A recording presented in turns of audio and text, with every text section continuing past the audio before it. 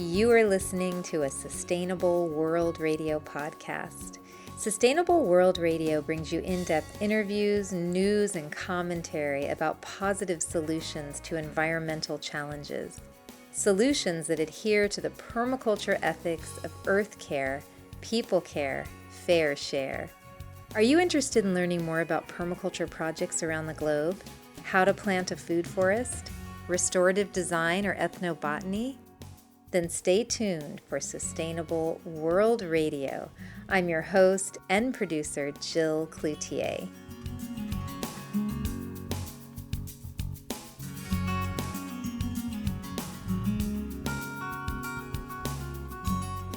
My guest today is Erica Gies, author of the new book, Water Always Wins, Thriving in an Age of Drought and Deluge. Erica is a National Geographic explorer and an award-winning independent journalist who writes about water, climate change, plants, and critters for Scientific American, the New York Times, Nature, The Atlantic, and many other publications. Erica co-founded 2 environmental news startups, Climate Confidential and This Week in Earth. You can find Erica online at ericagies.com. So Erica, welcome to the podcast. I'm thrilled to be able to talk with you today about your new book, Water Always Wins. Thank you, Jill. I'm happy to be here. And in the book, you ask the question, what does water want? And after reading your book, I learned that water really wants to linger and to slowly flow and to meander on the landscape. And it really reminded me in permaculture, we often say about water to slow it, spread it, and sink it, and kind of plant the water. You say that water wants to return to slow phases, and you call this slow water, which I just think is a brilliant term, and that slow water is the key to greater resiliency. So can you tell us a bit about why you believe that water really wants to return to slow phases, and why magic happens when we allow water to slow down? Yeah, I think, I went all around the world when I was researching this book. I went to, California, which is where I'm from, Washington State, India, Peru, Iraq, Kenya, England, Vietnam. And everywhere I met people who were looking at water in a different way, asking this question, what does water want? And basically, all of them are in various ways looking to reconnect water's surface underground relationship. And so I think a lot of us don't think very much about underground water, kind of out of sight, out of mind. But it's so important in ensuring the healthy function of water systems. And so I think, one of the main points of my book is that people are beginning to realize that climate change is here because they're experiencing these really intense water extremes, really bad droughts and floods. And that's important that people recognize climate change's impact in that way.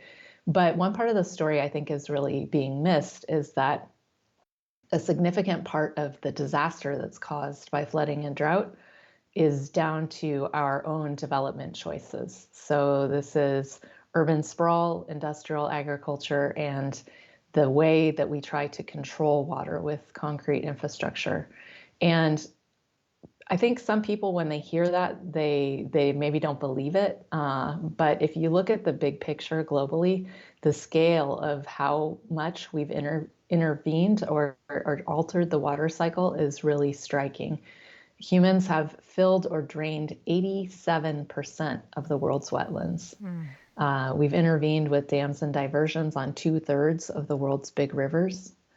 And the area covered by our cities, putting pavement and asphalt down, blocking water from infiltrating the soil, has doubled just since 1992.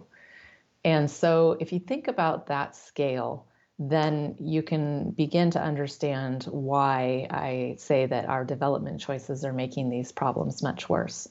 So all of these, I call them water detectives, and these are landscape architects, engineers, ecologists, city planners.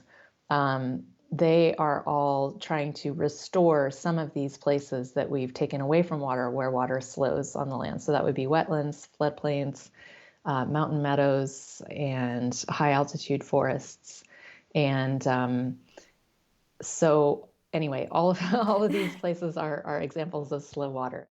Well, it really makes sense to me with the stats you were just talking about of how much we have changed the nature of water through our actions on the land. And I'm curious, you say in the book that most of the water that we see is not in its natural state. Yeah, I guess in the kind of standard or dominant development pattern, Europeans and then Americans, and then via colonialism around the world, have kind of moved into places, cut down trees along the waterways, and that speeds up the rain running off the land. And so then there's a concern about flooding, and so people tend to straighten streams and rivers. They also straighten them for shipping channels if it's a bigger river. That makes the water move even faster. Then the water starts to erode banks, so then people tend to armor and pave banks. And then with wetlands, the dominant culture has really viewed wetlands as wastelands. And so, if you have water on land, the answer is to get rid of the water, either by draining it or by filling it in and then building on top of it. But, the reason my book is called Water Always Wins is because sooner or later it does. And a lot of the water detectives, the way that they start their work is to try to map the historical ecology of a place. What was water doing on this landscape before we subverted it? And the reason that they do that is because that gives you a good idea of why, okay, this area is often flooding during rainstorms because we built on wetlands and this is where water wants to go, for example. And so by doing that, then you can kind of prioritize places that you might return to water when the opportunity arises. Interesting, because we really tend to settle where water likes to settle, right? Yes, yes. Well, I mean, the dominant culture does do that.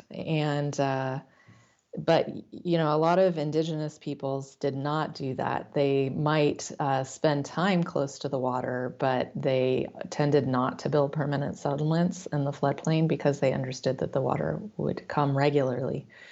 And so, that's another key point of the book is the way that the dominant culture relates to water is not innately human. There are many cultures around the world that have chosen to relate to water in a different way. So, for example, the dominant culture is very human-centric. One might even say human supremacist. And by that, I mean, there's this cultural and historical separation of humans from nature. Humans are animals, we are part of nature, but in the dominant culture, we have decided that we're separate from nature and put ourselves above nature as more important than nature. And so that tends to lead to really kind of single focus problem solving. So, if we need water, we bring it from somewhere else. If we're worried about flooding, we build a dam.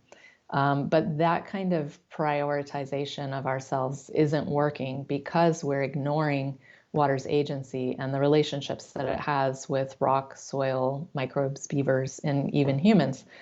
And when we ignore that wider system, that's when we create a lot of unintended negative consequences for ourselves.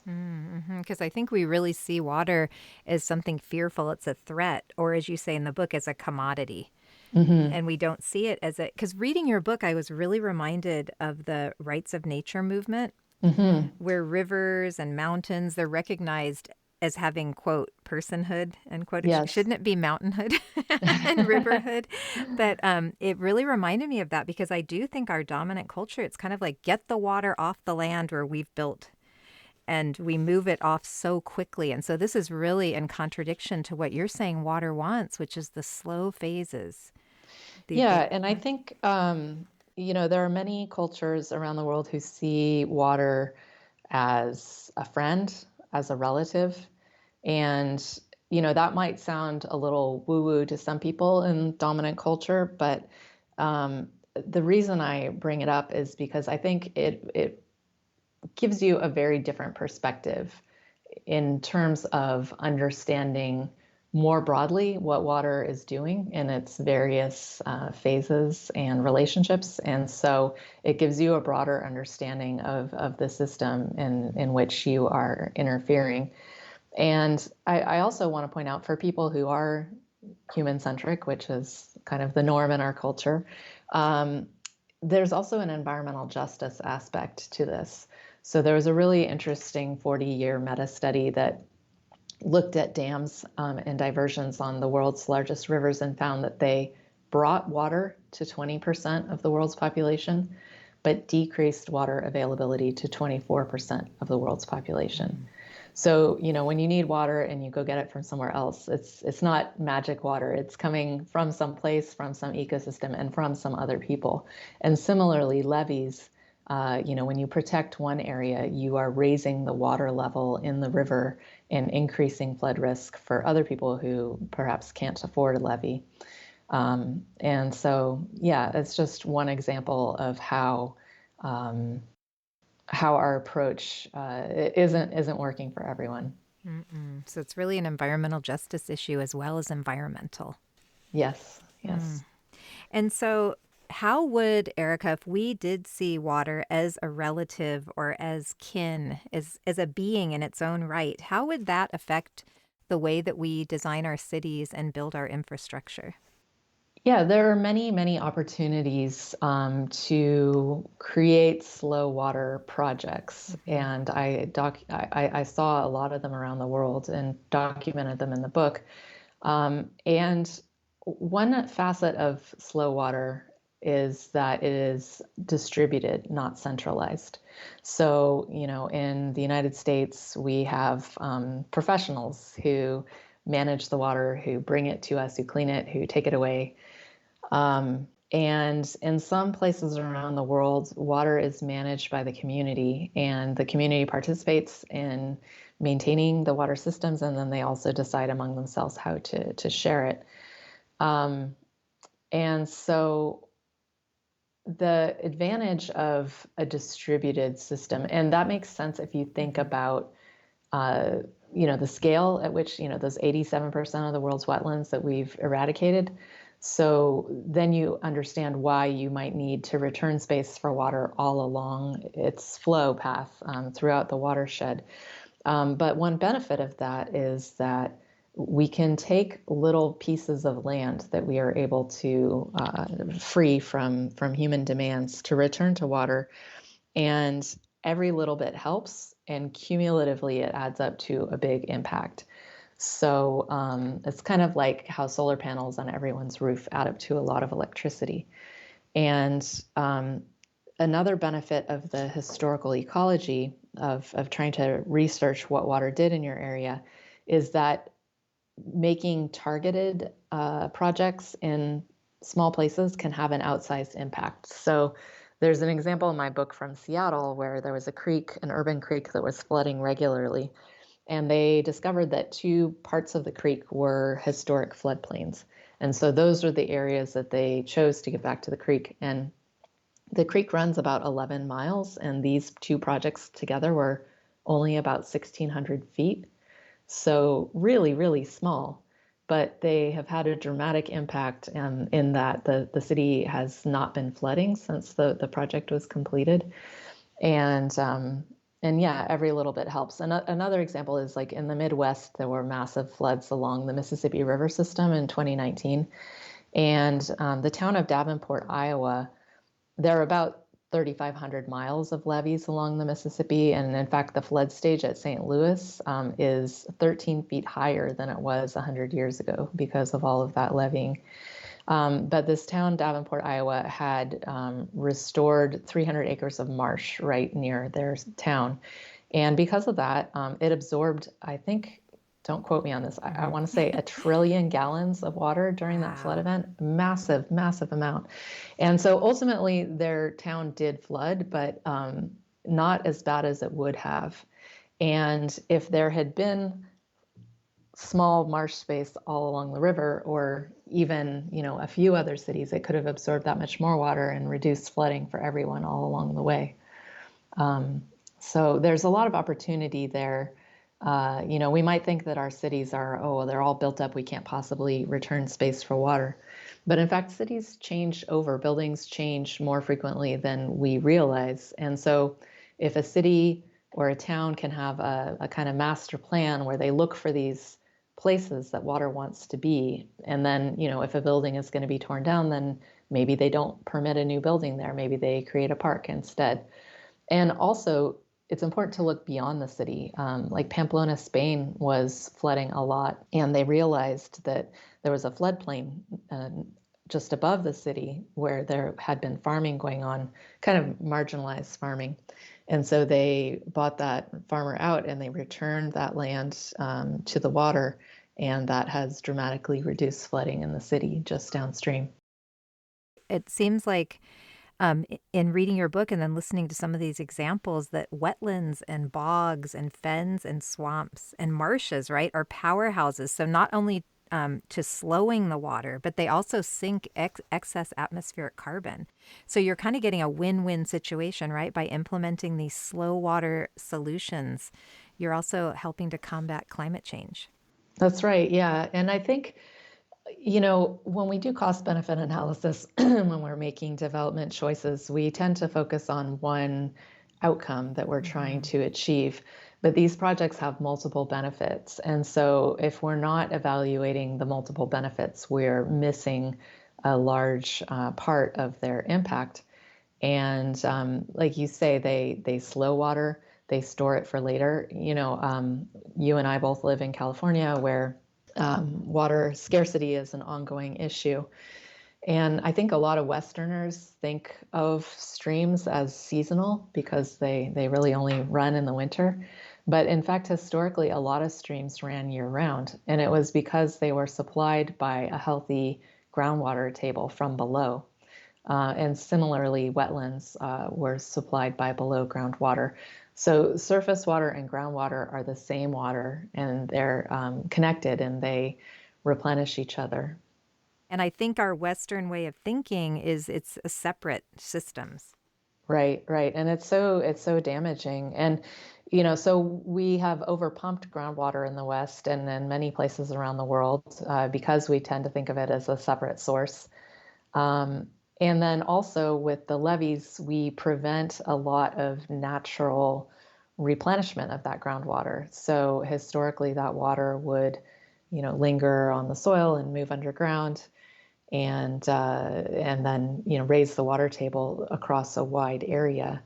And so we're preventing that from happening as well. So it's kind of a double whammy. I think I sidetracked myself from talking about some of the other benefits of certainly habitat for many, many critters, habitat for humans. We are biophiliacs, as E.O. Wilson said. We love nature, and these projects bring nature to where we live. And then there's a carbon storage element. Many wetlands store more carbon per unit than forests do. And so one thing that I find really hopeful is, climate change feels really overwhelming, and we're waiting for international leaders to make decisions at these big summits and then actually follow through on them. But slow water projects are something that people can do in their own community to make their communities more resilient to these extremes of flood and drought, and also, like as you point out, to actually slow climate change. And in recent years, there's been a lot more focus on getting off fossil fuels, and that's so important. But one thing that's kind of gotten lost is that 25% of our emissions come from land use change. And it's this kind of project that can reverse that. So it's really important. And, hopefully that could also mean that it could be a pathway for climate, or it could attract climate funding as well. Mm. I mean, this is very helpful. And one thing I did just want to mention, going back to the carbon sink, is that peat is really like the super sinker of Yes, carbon. I think in the book you said it covers only 3% of the earth, but yet it holds 30% of the carbon. right. That's just, I mean, peat is a climate change superhero. Yeah, 30% of soil carbon, but Soil yes, carbon, yes. it is definitely superhero. So yes, I encourage all of your listeners, please do not buy peat at a nursery for your plants because that is a very unsustainable product and it can do so much more for us by keeping it in its natural habitat. Mm-hmm. Say that you live in you're in the city and you want to implement some of these slow water techniques in the city, and it seems like it would be more challenging because on big landscapes you can put in berms and swales and things like that. But sponge cities in China really make sense to me, where I think they're installing permeable pavement, which seems very doable, right, in urban settings. Yeah, I mean, I think so. I would encourage people not to get too hung up on permeable pavement because I think we could do with a lot less pavement. And Mm-hmm. some of the interventions in Beijing do involve, or sorry, in China more broadly, do involve bioswales, which are, vegetated ditches that are meant to absorb stormwater, or things called dry wells. And this isn't just in China, but other places where it's, you dig a big hole in the ground and there are places kind of like along the sides of the well in the bottom where the water has time to seep into the groundwater. So basically, all kinds of different ways of infiltrating the water could be green roofs. But there are other benefits also to having a less permeable surface. For example, I was talking to a guy who lives in Amsterdam, and a water pipeline needed to be repaired, which is a huge problem in the United States because a lot of our water infrastructure is about a century old and is springing leaks and things like that. Um, his neighborhood does not have paved sidewalks; they have cobblestones. And so the workers came in and they, pulled up the cobblestones with a crowbar. There was no jackhammer. There was no noise. There was no, chunk of waste to be carted off to the landfill. They dug up the pipe, they replaced it, they buried it, and then they relaid the cobblestones. So, it was less expensive. There was less waste and less noise, less mess. I feel like we really have everything we need to make these changes. We have the knowledge now and we have the skills, and I feel like we had everything we needed to thrive on the planet and we just wrecked it all. Yeah. Doesn't it seem like it? Like we really do. We had all around us, the Earth systems are performing these amazing functions. Yeah. And, the wetlands cleaning, filtering, carbon sinking. It's just interesting how we ended up in this mess. Yeah, well, I mean, I talk about this in the book Hmm. also. There's an element in which our dominant economic system is designed to ignore all of these benefits that natural ecosystems provide for us. It takes them for granted and it doesn't involve them in the accounting. And similarly, when they are destroyed, usually it's not the person or company that's profiting from the destruction who pays for that loss. It's usually the environment or marginalized people who suffer as a result. And so we've kind of systematically not just undervalued, but ignored the value of these natural systems. And as a result, we've pushed everything to the brink. And to some extent, this has worked when when there were many fewer people on the earth. But in my lifetime, the world population has gone from 3.5 billion to 8 billion. Mm. So, we've actually impacted 70% of the world's land area at this point.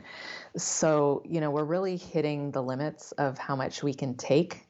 without changing our culture just to giving, and that's another aspect of some of these other cultures around the world is they understand, by considering water to be a friend or a relative, they understand that there's a communal relationship there, that in order to continue to benefit, to get something from these natural systems, humans have to take care of them.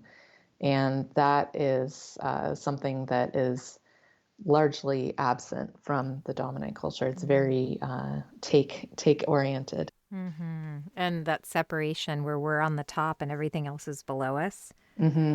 Yeah.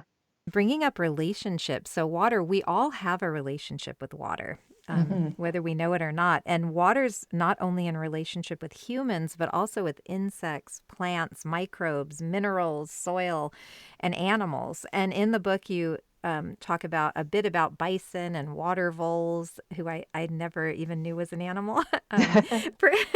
Sorry, water voles. Prairie dogs, alligators, and then also, of course, the rock star of the water world, beavers, right? Yeah.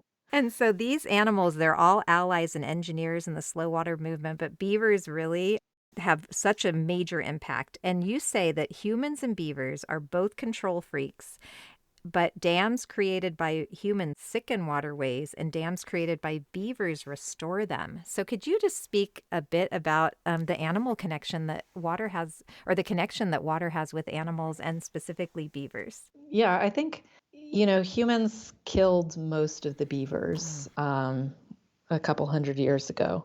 And that is true in Europe, where there's a different species of beaver, although that species is quite similar to the North American beaver in terms of its lifestyle and what it does. And then in North America. And in North America, the trappers really went out ahead of the settlers. And so by the time the settlers arrived, the landscape was already significantly changed. And in fact, about 10% of North America was once beaver created wetlands. So it was a much wetter, boggier landscape. But we don't think that that's natural because that's not what we encountered. And, beavers and humans tend to be attracted to the same kinds of places, which are, flat places near water. And so, humans saw these vacated places, these floodplains, and thought, oh, what a great place to, farm, to build a town. And so, yeah, I mean, beavers create ponds on streams by, and because they are not very agile on land. And so they feel much more comfortable in the water. And by building the ponds, they extend the area in which they can swim and reach food and other materials without being at risk from predators. And so effectively, this is the ultimate in slow water. They create these tiers of ponds along streams. And one study found that in the first year, beavers stored 75 times more water above and below ground per 100 meters of stream than in a stream without beavers. So, that has a real significant impact, particularly as snowpack is melting, and we can't rely on that water for summer water anymore. By raising the groundwater table that provides water availability throughout the dry season. And it's also a fire break. So, of course, water doesn't burn. So the ponds themselves strung along a stream can create a significant fire break. But because they're raising the water table across a wider area, the plants also have access to that water. And so they're a lot less desiccated and less likely to burn. And then in England, people are using beavers to prevent flooding, which is a little counterintuitive because I think people tend to think that beavers create floods. Right. But in fact, they are slowing waters. So it's similar to the idea of flattening the curve in the coronavirus pandemic, where we did social distancing and masking to try to prevent the hospitals from being overloaded. So water does move through beaver dams, but much more slowly than it would without them. And so that means that the flood peak, the height of the water when the rain is really coming, is much lower because it decreases by about 30%, according to some studies in the UK. The rate at water is coming out of those dams, and so there are a lot of historical streamside towns in England that were flooding more and more often with climate change. And they're finding that there's a real benefit to preventing flooding of these habitats when you allow the beavers back. And, there are keystone species. I want to say there's like 200 species in North America that come to beaver ponds. Don't quote me on that, but a lot, a lot. Even their predators, mountain lions, bobcats, wolves come to beaver ponds. So they're really, really quite remarkable. And of course, major carbon storage as well. There was a study, I think it was in Colorado, where they found that mountain meadows, which were historically a lot of them beaver meadows, were only storing about 8% of carbon, whereas with the beavers it was like 23%. So they do many, many wonderful things. And, they're kind of obsessed. So as soon as something breaks, they're there repairing it. They work hard, and and then they have kits, and then their kits move on and take on other areas, and they can really coexist with humans. There was a study in Seattle that was looking at various waterways in Seattle where the researchers thought beavers might exist. And everywhere they looked, they found beavers, like in at least 50 or 60 places, like right in the city of Seattle. Wow. They found beavers right by highways. They found beavers right by Walmart parking lots. So they seem pretty calm in terms of, not being freaked out about being near humans. And so a lot of it is like humans figuring out how to design our infrastructure so that beaver activity doesn't create issues for us that we don't want, such as flooding or, cutting down a favorite tree. Mm-hmm.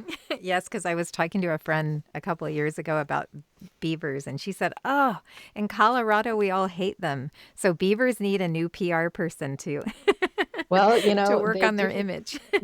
I feel like their image is undergoing, at least in the circles I Hmm. travel, people Yes. are getting really, really excited about beavers. They're called beaver believers. Yeah.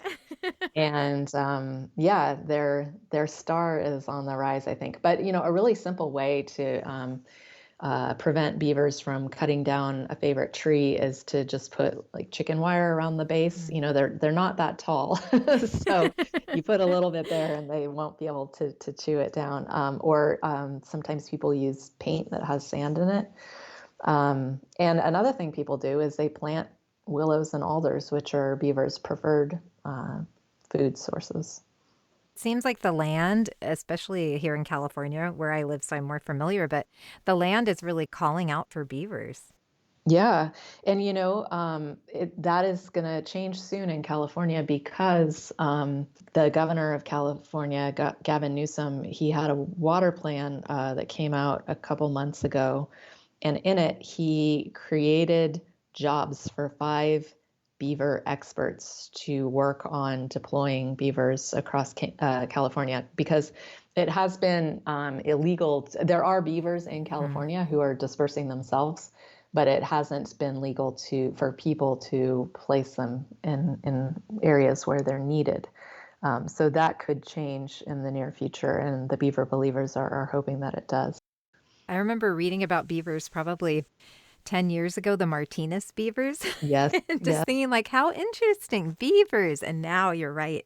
They are taking off. It's so hopeful. I feel like we're at this crossroads, right? And it's scary and horrifying with climate change, but then it's also exciting because really, if we turn to nature for these solutions, it's going to benefit us and all other species and the water and the air. And it's an exciting time and scary.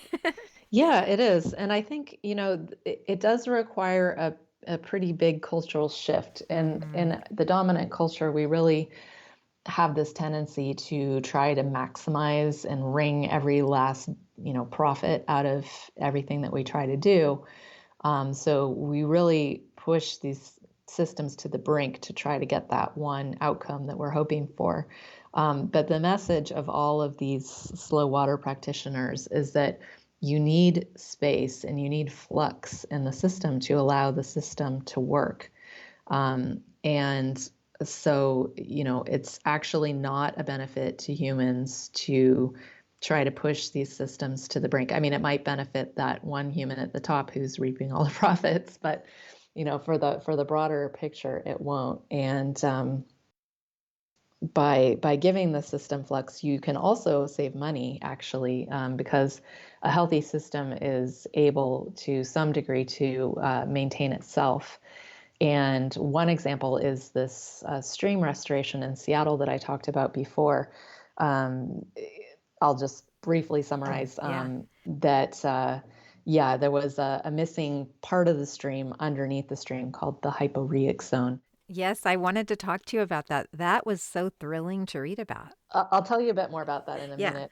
So basically, they have saved a ton of money because a lot of urban streams accumulate a ton of urban dust from runoff, water running off pavement, and it's very polluted as well. And so they have to dredge these streams all the time. And they were dredging this area, once a year, costing about $1 million each time. And now, because the system is maintaining itself to a larger degree, it's kind of redistributing its own sediment. And so they have to dredge much less often. Mm-hmm. It's really exciting because that project was really hopeful, and it seems like it's working. And in your book, you talk about the hyperreic zone. I might be saying that wrong. Also known as the liver of the river. And it reminded me of in permaculture, like the edges of two ecosystems meeting, and it's kind of a place rich in biodiversity and fertility and action, right? There's a lot That's happening there. Can you tell us, just give us an idea for someone who has no clue what we're talking about? Yeah, it is an ecotone, where two ecosystems meet. And so it's particularly biodiverse. So basically, underneath any stream or river, there is a secret river that is flowing underground. And this is called the hyporeic zone. And that comes from Greek, and hypo is under, reic is flow.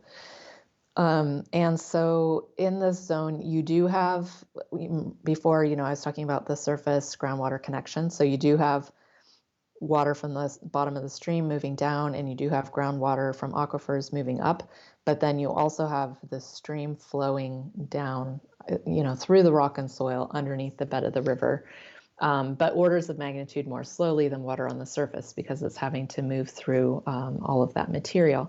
And the hyporeic zone can extend beyond the banks of the river. So we tend to think of just that narrow stream as the creek or the river, but a stream, the hyporeic zone can extend like 30 feet from the banks, and a large river, it can extend a mile. Wow. So the river is much bigger than what we actually see, and all kinds of important biological and chemical processing happens in this area. So yeah, it's been called like the liver of the river or the stream's gut microbiome. And, we've learned a lot in recent years about our own gut microbiome and how when we don't have good biodiversity in there, our health suffers. And it's exactly the same thing for a waterway. If it doesn't have that diversity of microbes and insects and springtails and all kinds of little critters, myofauna, doing what they do, then it's not going to be healthy and it's not going to be able to maintain themselves. And so people started, stream restoration in urban areas. Typically, a lot of streams have been filled in or put in pipes and buried, but in cities. But streams that do remain on the surface are often cut way down from the surface. They call that incised, and that's because the straightened stream has eroded and keeps cutting down into the earth. And then, because of that erosion, people will often put in sandbags or concrete. And so then you have this, straight concrete channel that is very much not a river. And so people have tried to repair those by taking out the concrete, by maybe reintroducing some of the kind of typical S curves that you see in a healthier stream. And maybe if they're concerned about salmon or other fish, maybe they're putting in some rocks and trees, kind of trying to make it look more habitat-y. But one thing that ecologists have been noticing in recent years is that even when they repair part of a stream, it requires ongoing maintenance, and that the life that returns, they've kind of had this if you build it, they will come attitude, fields of dreams Yeah. approach. Um, but they found that the life that returns isn't that diverse. So it's kind of like a crows and cockroaches phenomenon. One, one person I talked to, she said, when your headwaters are a Home Depot parking lot, that's why you're not getting these critters. Like, where are they going to come from? And, these critters are very small, and so they are not going to be crawling over the city to get to this new habitat. And so they tried, so two things. One, a biologist who worked for the city realized that in urban streams, the hypereic zone, where all of this great stuff happens, could be missing because the fast water had kind of scoured out all of that soft material at the bottom, the pebbles and sand, where the critters live. And so they did a study, and sure enough, it was almost completely gone. And so in their project, they bought out over a period of 20 years some houses that were flooding continually, and that gave them more kind of lateral space to create the meanders and spread out the stream. But they also put about 8 feet of material at the bottom of the stream to kind of try to recreate this hypereic zone. And when they put in the logs and rocks and stuff, they were actively trying to move water down into the hypereic zone to give it pathways to move down. And so, as far as I can tell, the first in the world experiment to recreate a missing hypereic zone.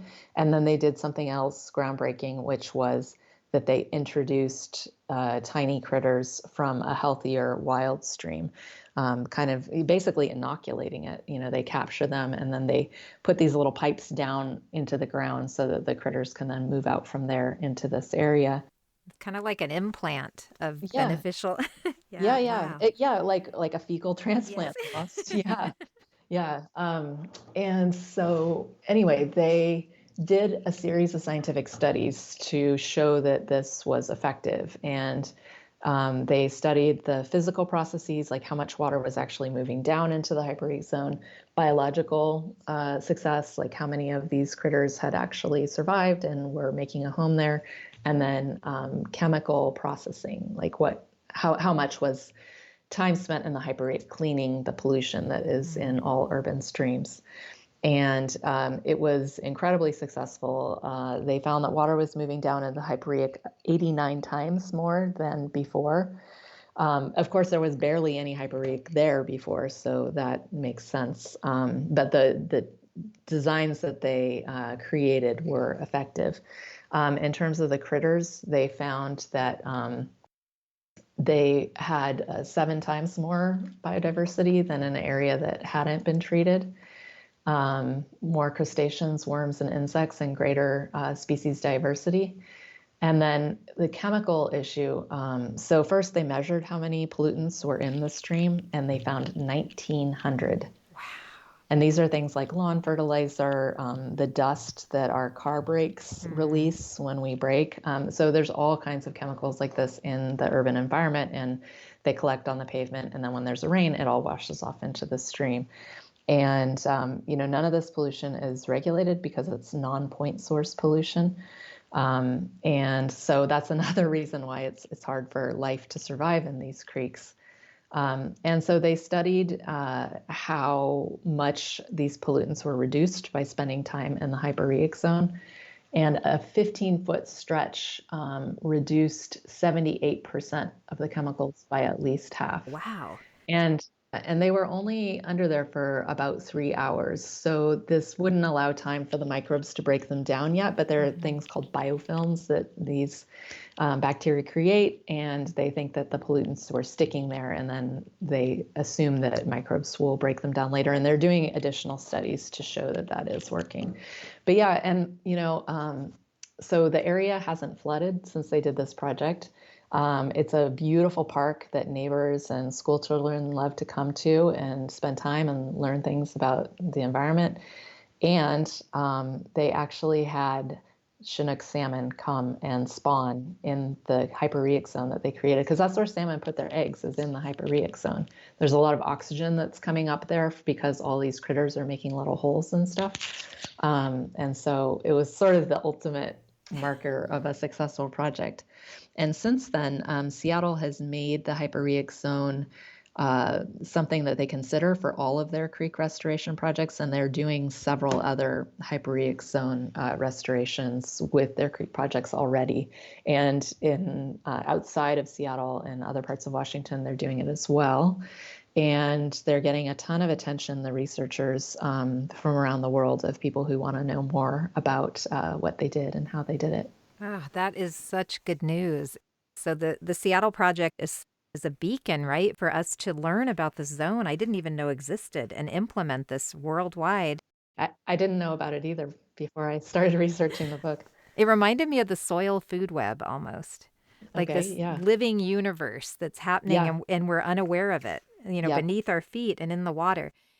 Are a lot of slow water approaches expensive? Like, are there ways to do some of this work if you don't have a big budget? Yeah, definitely. In fact, they tend to be much, much less expensive than gray infrastructure. And that's even without considering, all of the negative consequences Mm. that you're creating with gray infrastructure. And for example, so this project on Thornton Creek in Seattle, I think it cost about $11 million, which is a lot. But the hyperrheic zone component only costs $300,000. And remember, I told you that they were dredging to the tune of $1 million every year. And now they do that, once every 3 to 5 years. So that's a ton of money right there, where it's already paying for itself. Um, so that's just one example, but there are many projects around the world that cost very little. One example is Peru. And throughout my book, I was looking for examples where people are bringing these things to scale, because I think a lot of times people think about nature-based solutions as something nice, but Mhm. not a significant solution to these problems. But it's really a question of scale. When you have it throughout a landscape, like I was talking about in the Midwest, cumulatively it adds up to a lot. So in Peru, it's one of the most water insecure places in the Western Hemisphere. And already there's like 5% of the capital city of Lima who does not get water delivered to them. And that is, they're totally outside of the city water system. And that's expected to increase with climate change. They have relied on glaciers, which are melting. And so the at the national level, they passed a series of laws that require water utilities to invest in nature. So, all water utilities invest in infrastructure. That's part of what your bill goes to. And what they said was like, hey, nature is also part of our infrastructure. And so that has resulted in, they get a ton of water from the Andes because they live on a very dry, like 2/3 of the population of Peru lives on a very dry coastal plain. Um, and so these projects are investing in these rare high altitude wetlands, peatlands, Mm. called bofedales, which means cushion bog. And so they are protecting them from peat thieves, people who are cutting them Mm. up to sell to the nursery trade, and also restoring them where they can. And then there's also a traditional approach practiced by communal farmers that was innovated about 1400 years ago called amunas. And basically, they divert high flows during the rainy season into these natural infiltration basins. So the water moves underground and then moves down slope much, much more slowly than it would if it were running down the surface. And it emerges from lower altitude springs weeks to months later, extending water availability into the dry season. And then they harvest it. And they actually say, this one woman I interviewed, a communal farmer there, she told me, if we plant the water, we can harvest the water. Hmm. And I thought that was such an interesting way of thinking about it and really acknowledging that you have to care for this resource in order to be able to benefit from it. And then, once they water their crops, the water soaks underground again and eventually makes its way to the river that then supplies the big cities on the coast. So, anyway, your question was about cost, and the cost of these projects is tiny. It's so small. And so they're starting to roll them out, and it's really exciting time. It sounds like we can all participate in the slow water movement. It's something we can do at home. We can get involved in restoring our local creeks and waterways. And I'm just curious how writing Water Always Wins affected your relationship with water. That's a good question. It certainly made me a lot more curious about water. Whenever I'm walking around a city or hiking out in the landscape, I'm curious about water and what it's up to. And when I see signs of it, what that means in terms of whether it's in a natural state or whether it's been kind of subverted by some human activity and, the impacts of that. And so I think, yeah, it's just made me a lot more aware of it. And that's something that I hope writing the book will bring to other people too. Because I think everybody has a favorite body of water, a lake or a creek, often something that they sort of imprinted on when they were a child or that they spent quality family time around. And so I think people have a natural affinity for water. But we kind of forget that when we live in an area where, water is delivered to us and taken away from us, and then we really take it for granted. And so I hope that by drawing attention to water's ways and what water is up to, that will get people thinking about it and curious about it, and also just aware that these kinds of projects are not only possible, but really beneficial. And, that means that they can build them on their own property. It means they can advocate for them in their own communities. And yeah, hopefully change the culture over time. Erica, where can people find you online? Yeah, I have a website under my name that has a lot Hmm. of my journalism work, but there's also a website for the book, which is slowwater.world with 3 W's, slowwater.world. And that has information about the book, and it also has other interviews with me about the book. Thank you so much. Thank you so much for having me, Jill. It was really a great discussion. You've been listening to a Sustainable World Radio podcast. You can find us online at sustainableworldradio.com and also on iTunes. For more information about permaculture and ecology, visit the Sustainable World Media YouTube channel, where you'll find videos about permaculture, aquaponics, organic gardening, rainwater harvesting, and much, much more. Sustainable World Radio is a listener-supported program. If you like what we do, please consider making a donation to the show. I'm your host and producer, Jill Cloutier, and thank you so much for listening.